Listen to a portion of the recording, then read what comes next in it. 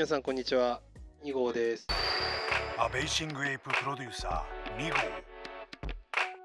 アメリカの雑誌「タイム」でイチローとともに10人の日本の英雄として選ばれ、さらにシャネルで知られるトップデザイナーカール・ラガーフェルド撮影により、宇多田ヒカルと並び雑誌インタビューの表紙を飾るなど、今まさに世界が注目するファッション界のカリスマなのである。Avant même que Bape ne devienne un nom connu dans le monde entier, avant les hoodies camo et les singes iconiques, Nigo était avant tout un collectionneur. Tout l'intéressait, les disques, les magazines, les objets, les vêtements importés des États-Unis. Chaque morceau de culture avait une histoire. Chaque objet racontait quelque chose. Il ne collectionnait pas pour accumuler, mais pour comprendre, analyser et décortiquer le goût et le style. Cette obsession du détail allait devenir la base de sa créativité. Le futur créateur de Bathing Ape ne cherchait pas encore à être célèbre, il cherchait à saisir pourquoi certaines choses captivaient le désir des gens. Bape n'est pas née du vide, elle est née d'années d'observation, d'analyse et de passion. Chaque hoodie, chaque imprimé, chaque sortie limitée est l'héritage de ce regard intensif et patient, celui d'un homme qui a appris à collectionner avant de créer. Et c'est dans cette logique que nous revenons à ses premières années à Maebayashi, là où tout a commencé.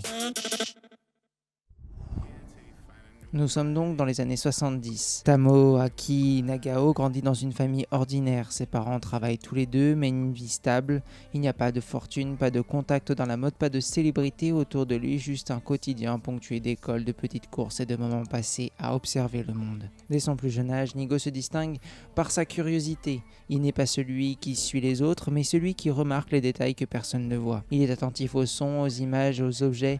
Et il commence à se construire un univers intérieur riche. La culture américaine arrive chez lui par fragments. Il écoute du hip-hop grâce à des vinyles importés qu'il réussit à trouver parfois dans des magazines étrangers qu'il commande en cachette.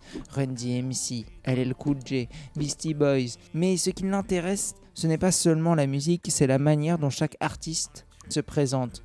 La typographie, les couleurs, la mise en scène, le style de vêtements, les pochettes de disques, et tout ça va devenir une leçon pour lui. Il commence à collectionner les objets, mais pas pour les posséder, pour comprendre. Il observe comment les objets racontent des histoires, comment ils génèrent de l'attention, comment ils créent un désir silencieux, et comment ils sont confectionnés. À l'école, Nigo n'est ni le meilleur élève ni le plus populaire. Il se tient souvent à l'écart, absorbé par ses propres observations. Il regarde comment ses camarades interagissent, comment certains attirent l'attention par un détail qu'il aurait à peine remarqué. Il apprend sans le savoir la psychologie du style, le pouvoir des signes et l'importance du contexte. Ses week-ends sont consacrés à la recherche de petites pièces dans les petites boutiques de sa ville, Maebayashi. Un vieux t-shirt, un patch, une paire de baskets importées. Tout est un fragment de culture, un objet à analyser. Il ne porte pas ces objets pour se montrer, mais pour comprendre ce qu'ils racontent. À l'adolescence, ses goûts se précisent. Il ne consomme pas la mode, il l'étudie. Chaque achat, chaque objet, chaque image qu'il collectionne devient une référence. Il apprend à lire les tendances avant même qu'elles apparaissent, à identifier ce qui a de la valeur, ce qui traverse le temps et ce qui se perd. Maebayashi n'est pas une ville spectaculaire, mais pour Nigo, c'est un terrain d'apprentissage. Son regard se forme dans cette lente accumulation d'objets, d'images et d'expériences. Il apprend la patience, l'attention du détail et la force de l'observation. Ce regard se construit donc dans une vie simple et concentrée sur l'essentiel. Et tout cela sera ce qui va lui permettre de comprendre Tokyo et la mode plus tard, et de créer des marques qui vont influencer le streetwear mondial. Nous sommes donc au début des années 90. Tokyo, pour Nigo, c'est quitter Maebayashi. C'est comme une entrée dans un monde parallèle. Les rues sont beaucoup plus brillantes, les vitrines plus nombreuses, les magasins plus grands, tout est plus accessible, tout bouge plus vite. Il commence ses études de mode dans une école reconnue, l'endroit est structuré, presque académique. Les cours de couture, les croquis, l'histoire du costume japonais et occidental. Les professeurs répètent des règles strictes, proportions, techniques, références, classiques. Pour Nigo, ça frappe vite. Il admire la rigueur, mais il se sent étranger. Il réalise que la mode telle qu'on lui enseigne est trop théorique, trop institutionnelle. Il veut pas copier des silhouettes du passé, non, il veut comprendre le présent. Il veut ce que les rues racontent, ce que les magazines étrangers ne montrent pas encore. Dans les couloirs de l'école, il observe les autres étudiants. Certains sont concentrés, d'autres absorbés par l'envie de se faire remarquer. Pour Nigo, ces comportements ressemblent à des jeux qu'il ne veut pas jouer. Son intérêt reste ailleurs. Les tendances en devenir. À côté des cours, il continue ses explorations personnelles. Il passe des heures dans les petites boutiques, à Harajuku et Shibuya, à examiner les vêtements, à discuter avec les gérants, à analyser les matériaux, les coupes, les imprimer. Chaque pièce devient une étude et les clients deviennent des indices. C'est là qu'il rencontre les premières inspirations qui façonneront ensuite la plus grande marque de ces dernières années, Bape. Les graphismes audacieux, le mélange d'humour et de culture pop, l'idée de créer des objets désirables avant même de les produire en masse.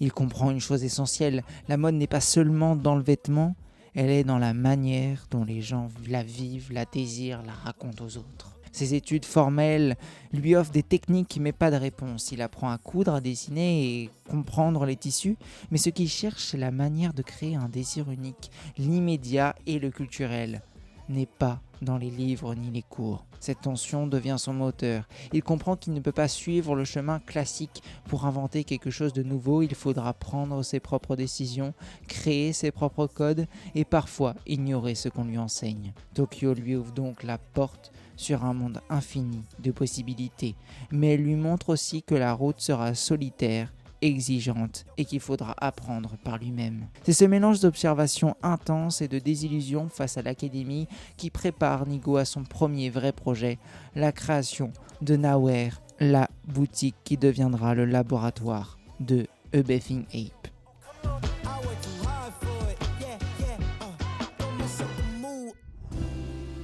En 1993, Tokyo est en pleine effervescence créative. Harajuku devient un terrain de jeu pour les jeunes qui veulent expérimenter, mixer style et influence. C'est là que Nigo franchit une étape déterminante. Il ouvre sa propre boutique, Now Here. Ce n'est pas un magasin comme les autres, pas de vitrine clinquante, pas de marketing traditionnel. Now Here est pensé comme un espace pour la culture, pas pour le commerce. Chaque objet exposé raconte une histoire, chaque produit est choisi avec soin. C'est ses premières idées, ses premiers designs, ses premiers concepts. C'est le laboratoire vivant, un lieu où la mode devient un dialogue entre le créateur et le public, et où les codes commencent à se former. Il expérimente déjà ce qui deviendra la marque, le camouflage revisité, pas seulement comme motif, mais comme identité. Les imprimés audacieux, ludiques et reconnaissables qu'on a vus partout ces dernières années. Le mélange d'humour, de pop culture et de références subtiles. Et surtout, Nigo a introduit la rareté comme stratégie. Chaque pièce est limitée, souvent unique. Les clients doivent revenir, chercher, parfois repartir bredouille. Ils cherchent à créer un désir immédiat, un culte autour de ses créations avant même que le nom Bape n'existe. La boutique attire ceux qui veulent comprendre la culture, ceux qui observent comme lui. Ce ne sont pas forcément les plus riches ni les plus visibles, ce sont ceux qui ont le regard attentif. C'est dans ce contexte que Nigo commence à réfléchir à un nom pour sa future marque. Un nom qui capture l'esprit de ses créations, son humour et sa fascination pour la culture pop américaine. Petit à petit, la légende commence à se former. La boutique devient plus qu'un magasin, un lieu où le style construit et le désir se cultive, et où Nigo teste, observe et comprend ce qui fonctionne avant tout le monde. Nous sommes toujours en 1993, et après quelques mois d'expérimentation dans sa boutique Now Here, Nigo comprend qu'il est temps de créer une identité propre, quelque chose qui dépasse le simple magasin. C'est ainsi que naît A Bathing Ape.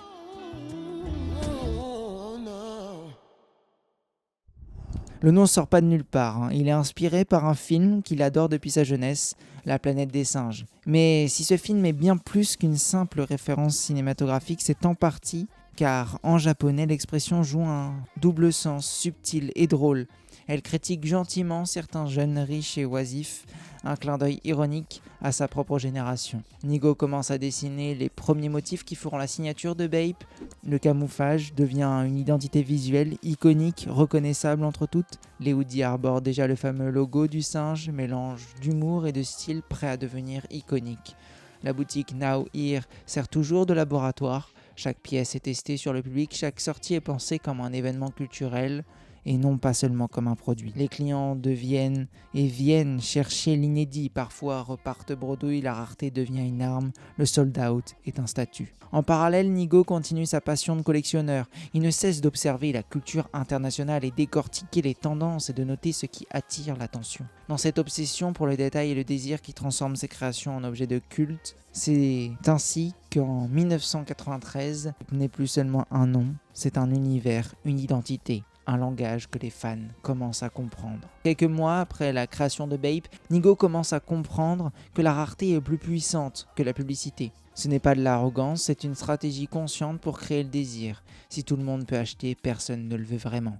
Les clients de Now Here deviennent des observateurs actifs. Ils repèrent les nouveautés, attendent les drops, discutent des motifs et des collaborations. La boutique devient un culte, presque un club fermé où chaque achat est un trophée. Entre 1995 et 1997, Bape commence à expérimenter avec ses premières déclinaisons. Ape, une ligne plus accessible et plus jeune, Bape dédiée aux femmes. Ces sous-lignes ne sont pas seulement des produits, elles sont des extensions de l'univers de Bape. Elles permettent à Nigo de tester de nouvelles idées, de jouer avec les motifs et les coupes, tout en restant fidèle à son identité. Chaque collection devient un événement attendu, les clients connaissent la date de sortie, ils savent qu'il faudra être rapide ou bien repartir avec les mains vides. La notion de sold out prend une nouvelle dimension, elle devient un symbole social, une preuve que on fait partie de ceux qui comprennent la culture et on porte du Bape.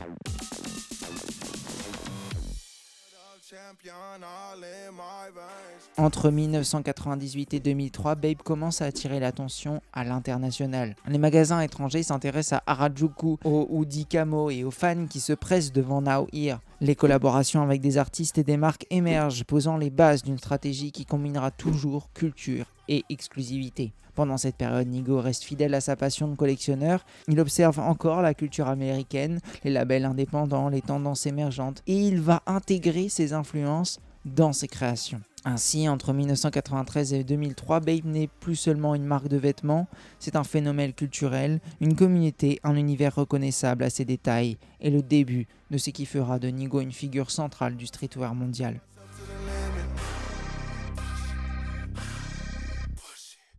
Mais après avoir transformé Bape en un phénomène culturel au Japon, Nigo regarde au-delà des frontières. C'est l'année où il va rencontrer un certain Pharrell Williams et Rob Walker, et ensemble ils lancent Billionaire Boys Club. BBC n'est pas juste un label de mode. Cet univers, cette marque, sera l'extension de l'univers de Bape, mais pensé pour le marché international et influencé par la culture américaine qu'il observe depuis ses plus jeunes années. En effet, lors de son voyage à Tokyo et de cette rencontre, Pharrell avait cette idée de créer une nouvelle marque. Le concept est simple, des collections limitées, des motifs audacieux et un storytelling fort, une identité reconnaissable dès le premier regard. Peu après, ils vont créer Ice Cream, une marque sœur dédiée aux sneakers et au lifestyle streetwear. Ice Cream permet de tester des idées plus ludiques, plus graphiques, tout en restant cohérent avec le style de Nigo, humour, audace et détails qui racontent une histoire. Pendant ce temps, Nigo continue ses expérimentations personnelles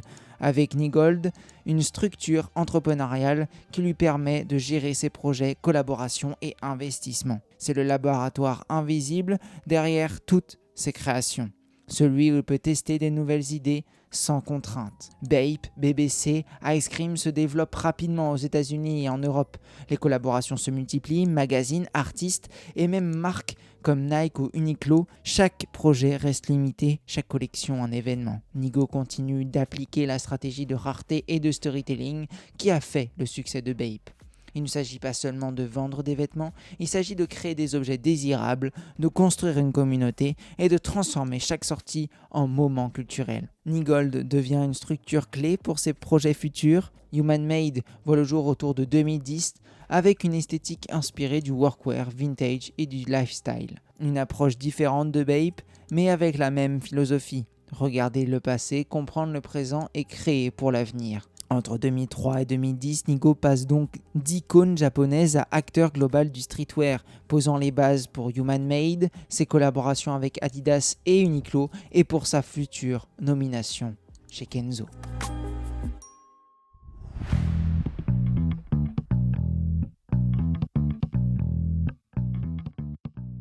Nigo franchit un nouveau cap en devenant directeur artistique de chez Kenzo en 2021.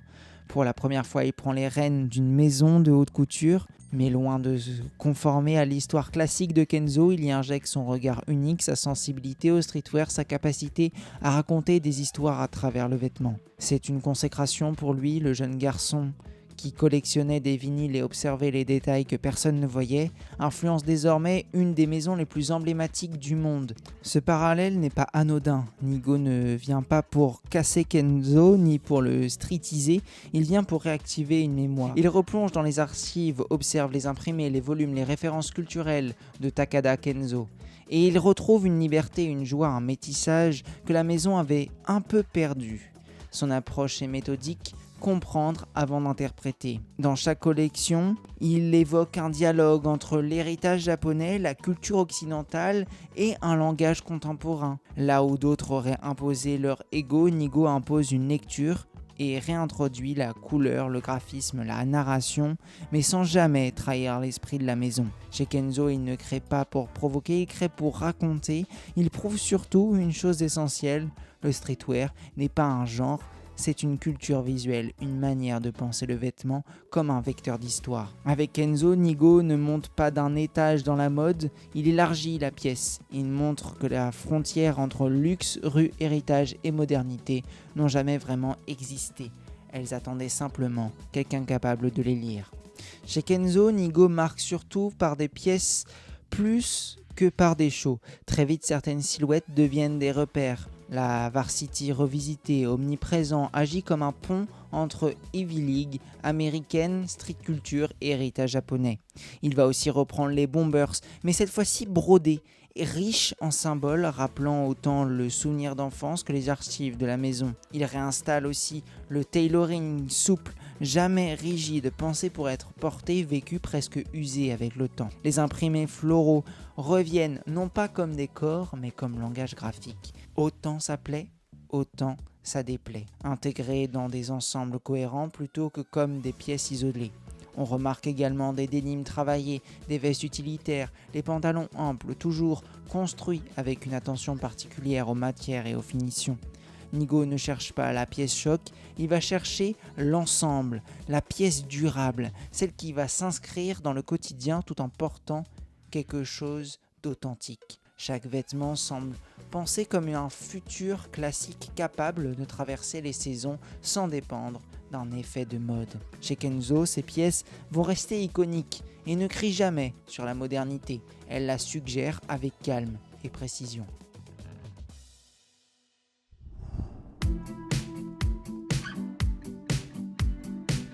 Mais Nigo n'a jamais vraiment été tout seul tout au long de sa carrière. Entre 2003 et jusqu'à aujourd'hui, il a rencontré Pharrell Williams et Rob Walker. Et ensemble, ils vont créer Billionaire Boys Club. Nigo, il va apporter dans cette marque son expérience du streetwear japonais et sa compréhension du désir et de la rareté, son goût du détail et de la collection. Pharrell va apporter lui son influence musicale et culturelle, sa vision américaine du streetwear plus pop et global. Les collaborations avec Pharrell montrent aussi la dimension sociale de la mode pour Nigo. Comment créer une communauté autour de la marque, comment générer du plaisir par la rareté et les détails, comment transformer le streetwear en culture globale. Cette relation durable devient un modèle pour ses futures collaborations et influence sa manière de travailler avec d'autres créateurs. Au-delà de la marque en elle-même et du travail avec Pharrell, ensemble, ils vont nouer un lien d'amitié. Pharrell va aller sur les shows de Kenzo et inversement, Nigo va se rendre à Paris pour voir ceux de Louis Vuitton. Pharrell va multiplier les voyages à Tokyo pour voir sa collection et Nigo sera toujours là pour la sortie d'un nouvel album ou d'une nouvelle tentative de marque. Ensemble, ils ont créé des classiques du streetwear et jusqu'à aujourd'hui, leur univers est très marqué, très présent dans la culture mondiale et la mode.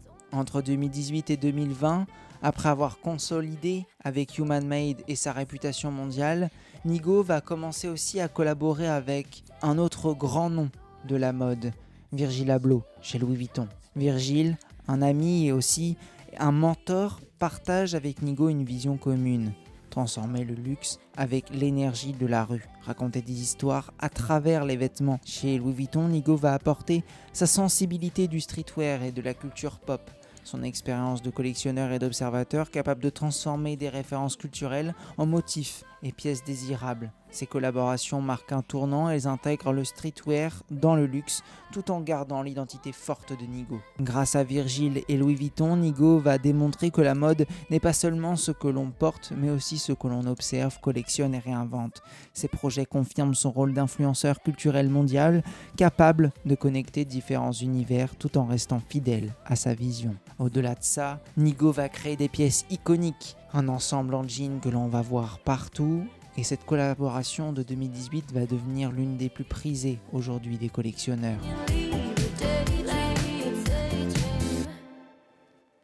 Et si l'on devait résumer Nigo à une seule passion, ce ne serait ni la mode, ni les collaborations, ni même Bape, ce serait la collection. Depuis Maebayashi, il observe, note, archive et accumule. Chaque magazine, chaque vêtement devient un fragment de culture, une pièce d'un puzzle plus grand.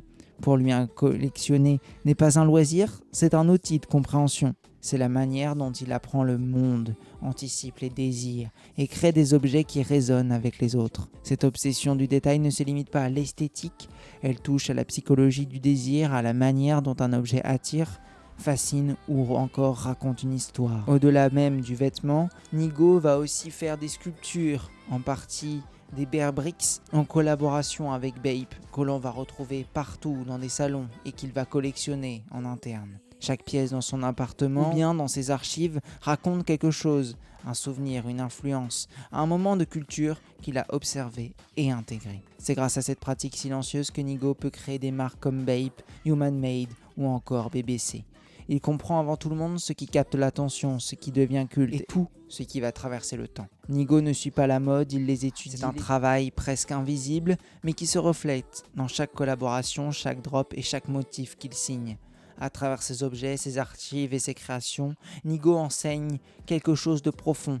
La mode n'est pas seulement ce que l'on porte, c'est ce que l'on observe, ce que l'on comprend. C'est ce que l'on choisit de raconter aux autres. Cet arc de sa vie montre un visage rarement vu du plus grand public, l'homme derrière les marques, l'homme derrière qui collectionne pour penser, l'homme qui transforme l'observation en création. C'est ce regard unique qui fait de Nigo une figure intemporelle, non seulement du streetwear, mais de la culture mondiale. Maintenant, si l'on regarde le parcours de Nigo, c'est suivre l'histoire d'un garçon de Maebayashi qui cherchait pas la célébrité mais la compréhension. De Bape à Human Made, en passant par Billionaire Boys Club et Ice Cream, Nigo a toujours gardé la même approche, observer avant de créer, comprendre avant de produire, désirer avant de vendre. Il a transformé la mode en une culture à part entière, et chaque pièce raconte une histoire, et chaque sortie devient un événement. Sa vision n'a jamais été limitée par les frontières. Il a su mélanger la culture japonaise et américaine, le streetwear et le luxe, l'humour et le sérieux, le passé avec le futur. Aujourd'hui, Nigo n'est pas seulement un créateur, c'est un architecte de la culture, un passeur de tendance, un collectionneur visionnaire.